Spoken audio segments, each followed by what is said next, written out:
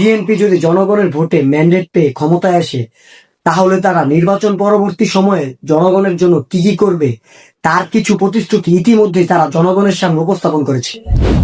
এর মধ্যে অন্যতম হলো ফ্যামিলি কার্ড। বিএনপি রাষ্ট্র পরিচালনার সুযোগ পেলে প্রথম পর্যায়ে কমপক্ষে 50 লক্ষ প্রান্তিক পরিবারের ফ্যামিলি কার্ড চালু করা হবে, আর নারীদের এই কার্ডের প্রদান করা হবে। এখন কথা, এই ফ্যামিলি কার্ডে কি কি সুবিধা থাকতে পারে? প্রতি মাসে 2000 থেকে 2500 টাকা আর্থিক সুবিধা অথবা খাদ্য সুবিধা, চাল, ডাল, তেল, লবণ সহ নিত্য প্রয়োজনীয় পণ্য, দরিদ্র বিমোচন, ক্ষুধা মুক্তি, নারীর স্বাবলম্বী হওয়ার নিশ্চয়তা। বিএনপির এই প্রতিশ্রুতিগুলোকে আমি সাধুবাদ জানাই, আর আমি আশা করি তারা যদি জনগণের ভোটে বিজয়ী হয়, তাহলে এই সবগুলো প্রতিশ্রুতি পূরণ করবে ইনশাল্লাহ।